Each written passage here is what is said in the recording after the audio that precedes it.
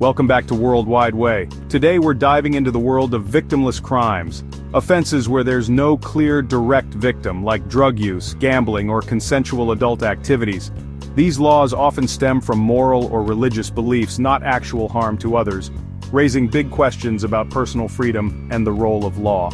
Tonight we'll explore 5 countries that have taken bold, often controversial steps to rethink these laws.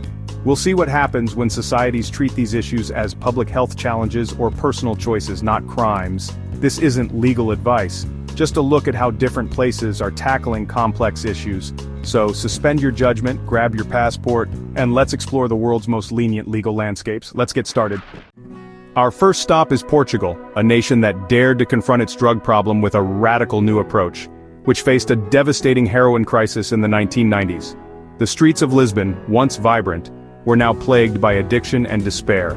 It was an epidemic of staggering proportions, with 1% of the population addicted, a number that sent shockwaves through the country. HIV rates soaring at an alarming rate, primarily due to intravenous drug use, casting a dark shadow over the nation's health, and communities in crisis, overwhelmed by the social and economic consequences of widespread drug addiction.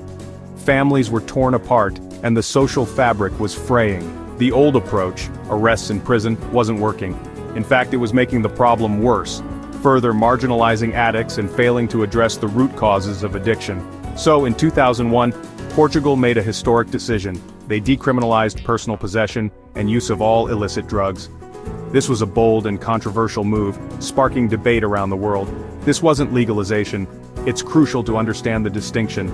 Trafficking and dealing remained crimes, subject to the full force of the law. The focus was on those who profited from addiction, not those who suffered from it. But if you were caught with a small amount, you went before a dissuasion commission, a unique element of the Portuguese model. This commission was comprised of a panel of a lawyer, doctor, and social worker, a multidisciplinary team designed to address the complexities of addiction. Their job: assess your situation and connect you with help, not punishment. They sought to understand the individual's circumstances and offer tailored support. The results? What happened after Portugal took this leap of faith? Portugal didn't become a drug haven, as many had feared. The sky didn't fall. Drug use among youth dropped, defying expectations and challenging conventional wisdom, and drug-induced deaths, a tragic consequence of addiction, plummeted dramatically. And new HIV infections plummeted, a testament to the effectiveness of harm reduction strategies. The focus shifted from criminal justice to public health, treating addiction as a disease rather than a crime. Freeing police to target traffickers and saving lives, allowing law enforcement to concentrate on dismantling criminal networks. Critics say the system isn't perfect, and no system ever is. Stigma remains, and commissions can be underfunded, highlighting the ongoing need for investment and support. But the data is clear. The evidence speaks for itself. Treating drug users as people needing help, not criminals, works. It's a more humane and effective approach. Families avoided being torn apart by harsh sentences for minor possession, preserving the bonds that are so vital for recovery. Police now focus on real threats, not low-level users, allowing them to address more serious crimes and improve public safety.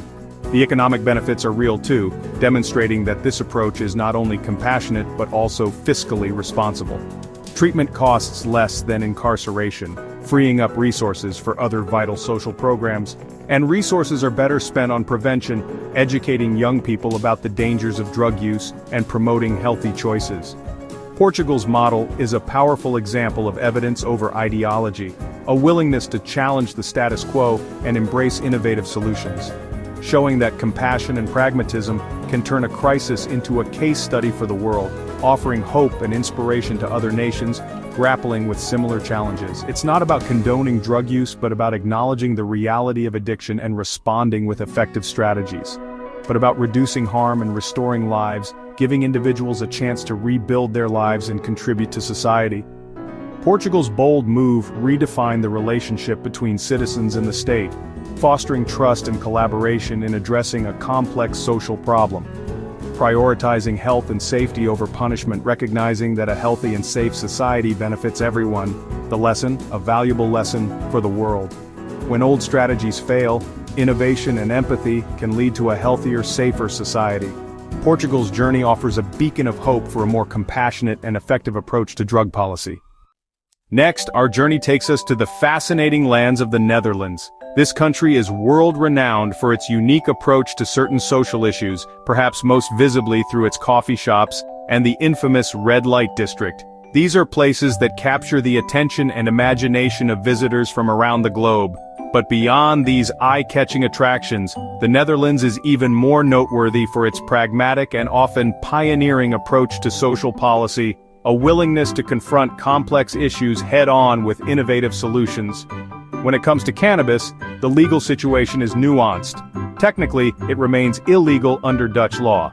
However, the Dutch operate under the policy of gedoogbeleid, a fascinating concept that translates to tolerance.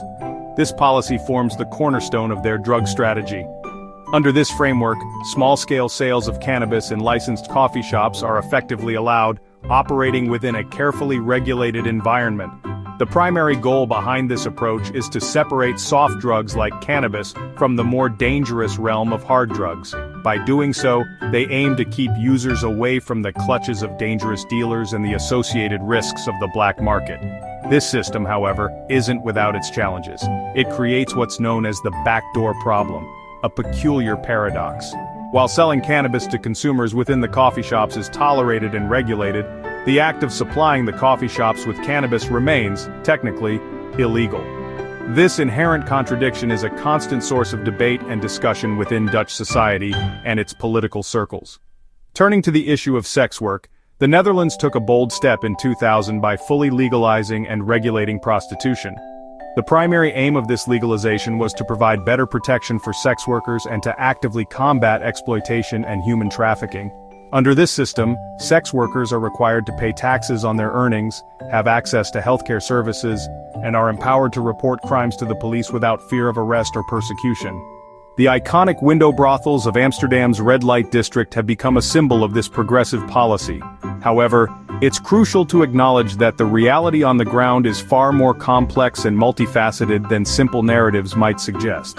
Critics of the Dutch model argue that legalization has not completely eradicated human trafficking and exploitation within the sex industry.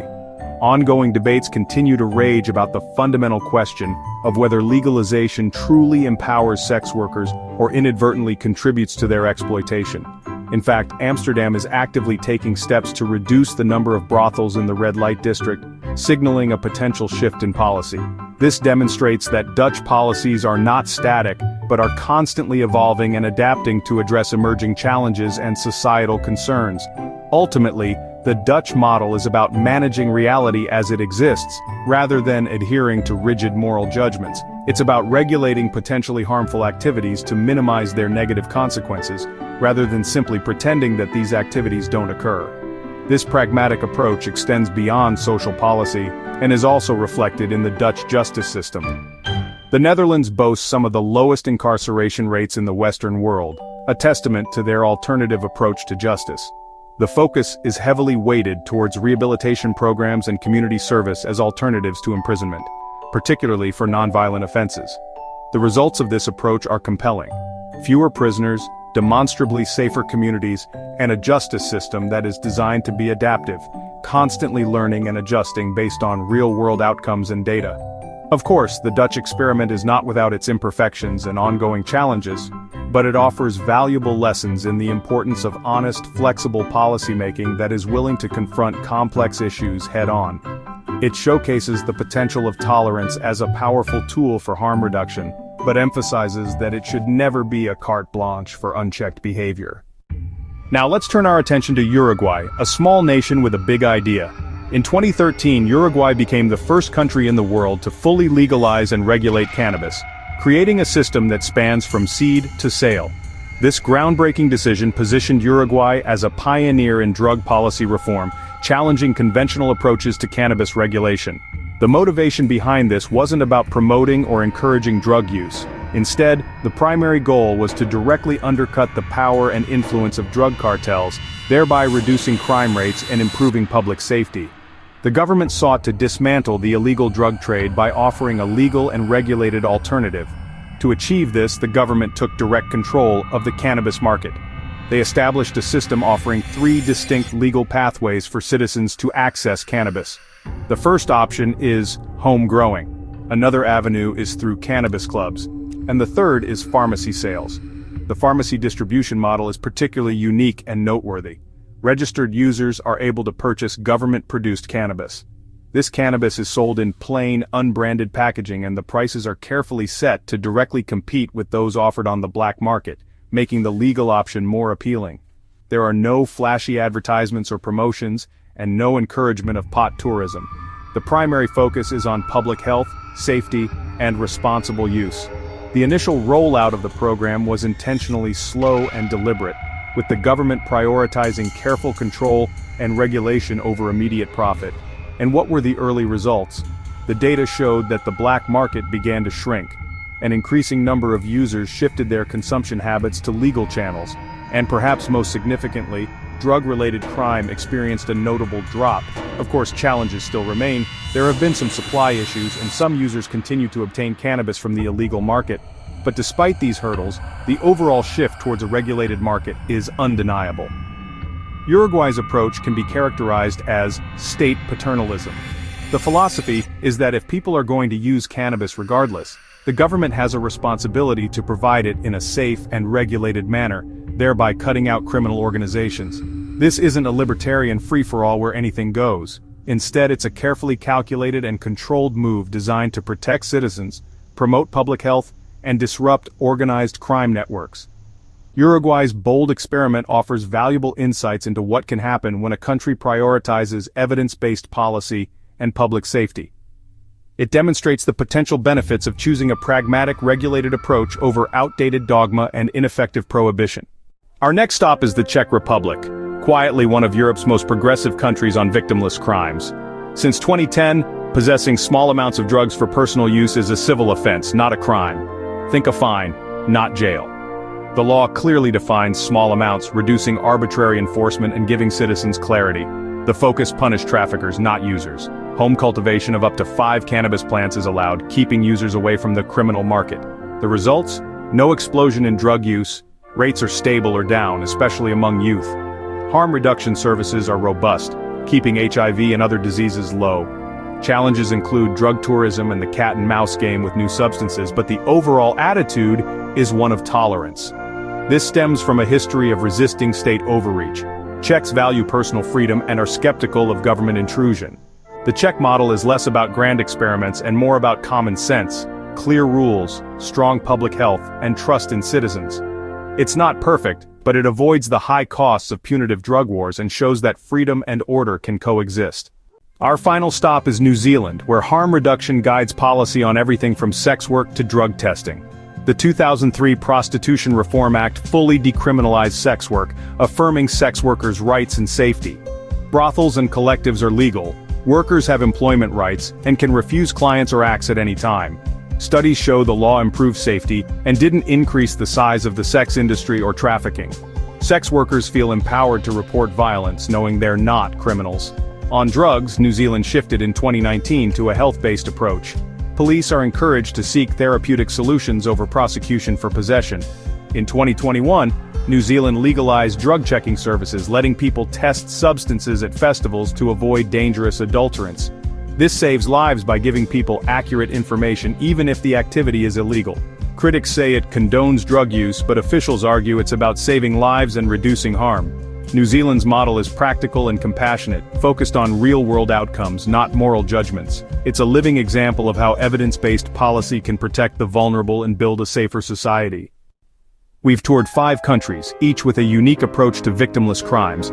Portugal's health-first decriminalization, the Netherlands' managed tolerance, Uruguay's state control, the Czech Republic's pragmatic liberalism, and New Zealand's harm reduction.